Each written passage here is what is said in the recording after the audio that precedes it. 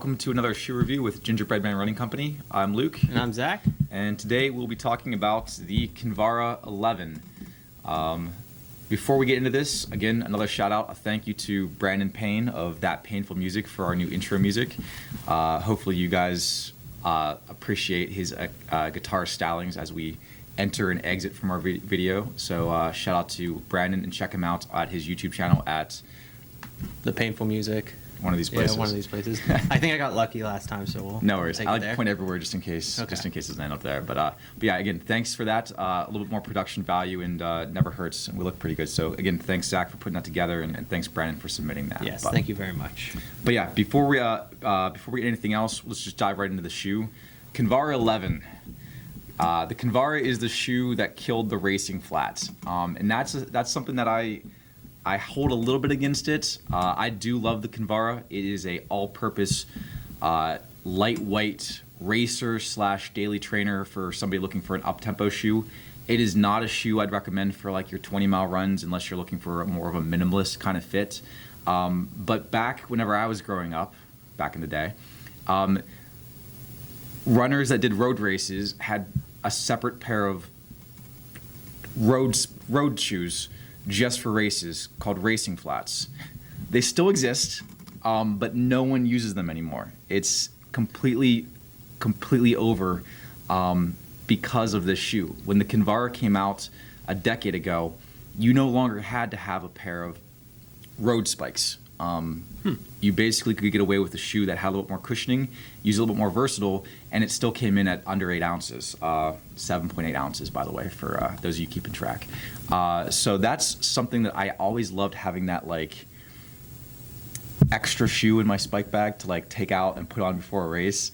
You don't have that anymore. They still make them.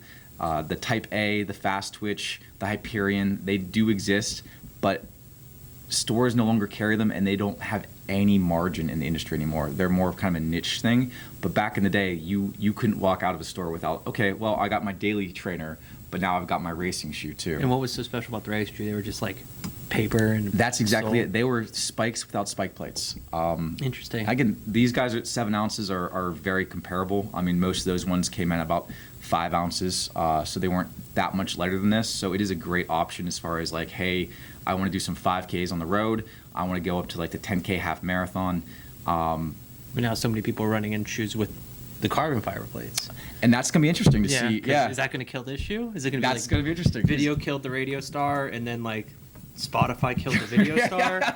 Like YouTube killed the MTV? I don't know. But anyway, I digress. Sorry, that's a little bit of a history lesson as we go down the Kinvara rabbit hole.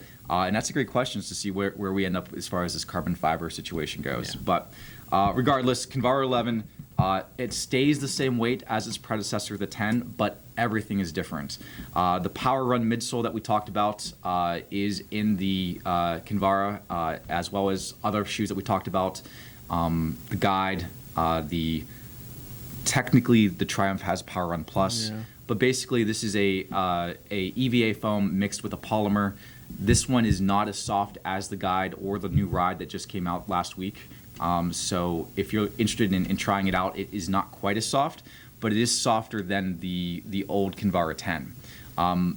It feels more plush, it feels more bouncy, it's a better foam, and they're doing a lot with it, and I think we all agree. I think everybody here at the store agrees the Power Run is just like leaps and bounds one of my favorite foams that we carry in the store. Yeah, It probably goes like Fresh Foam, Power Run, everything else. Yeah, and again, as they tool it, this one is not quite as soft as the Ride or the Guide, but it is that same kind of classification as Power Run. The upper, aesthetically, I think does look better, and the newer one, these ventilation on the sides, I did not like the look of in the 10. So aesthetically, the 11 does sit pretty nicely. It's a little bit busy back here with all the stitching around here, but that was an aesthetic choice. They did do a good job of locking down the heel with the new upper. The 10, one thing I liked about the 10 that the 11 doesn't have is that the 10 had these pods. I don't even know if you can see those, but they had those little pods around the ankle to stabilize your heel. I thought those felt great. I thought those felt real nice as far as like a little, not a pinch, but a little hug around your heel.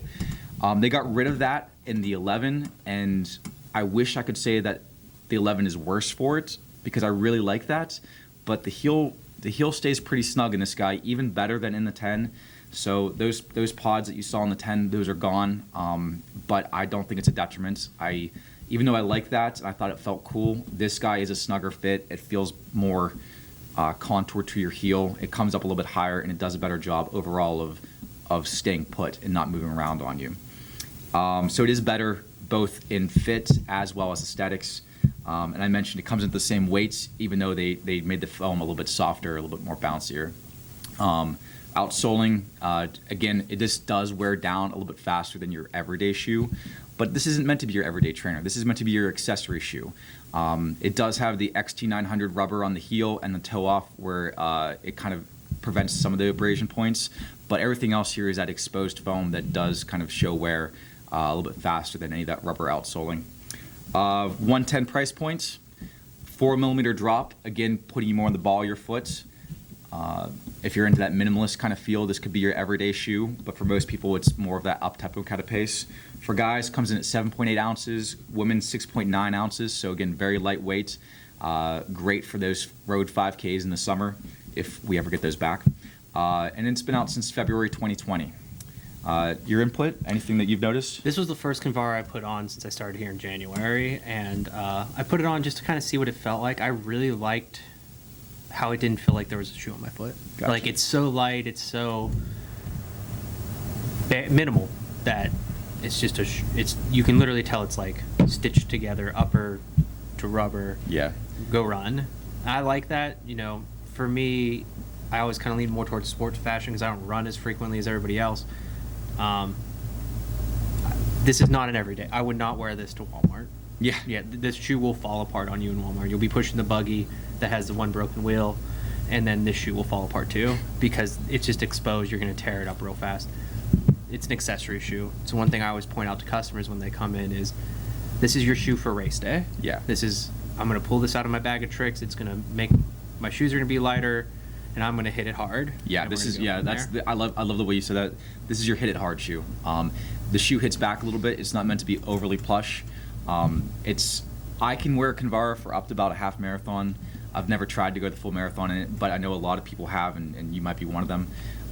But for myself, being a little bit of a heavier runner, I can get up to about 13 miles out of a pair of Kinvaras. And then your foot starts to hurt. My ankle, my knees, everything starts to pound. But again, those 13 miles will be the fastest 13 miles of my life. Yeah. But after that, I feel it the next day. And that's what this shoe's for. It's to get the job done and get it done fast. Yeah.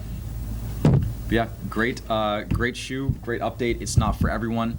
Very, very lightweight, not supportive at all. It's for that person looking for a race day kind of answer in their kit. Yeah, they want to get in and get it done.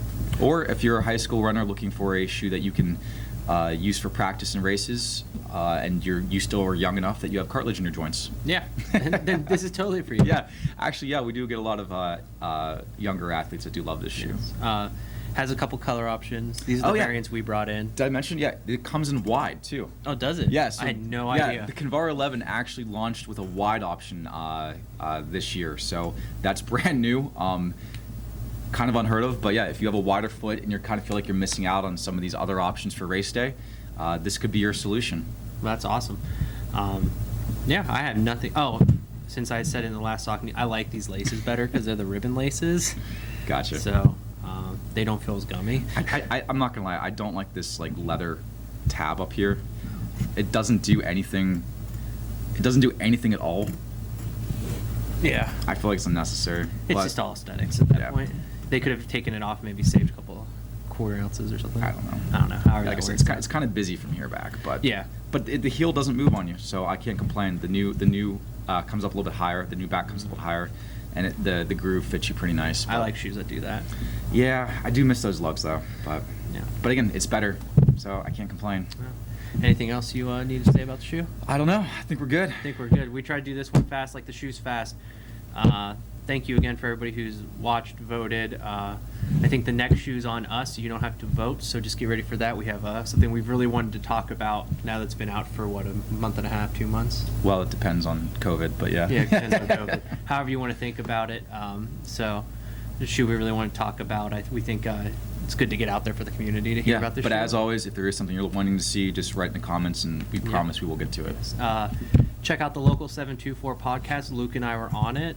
You can find it on Spotify. Here on YouTube, he has the videos up. But the Local 724 podcast with Jordan Hauser, he invited us on his show. It was a wonderful time, hilarious. We had a good hour talking with him. And Brandon Payne, thanks again for all the music. And remember, you can get this shoe in both of our stores in Indiana and Greensburg.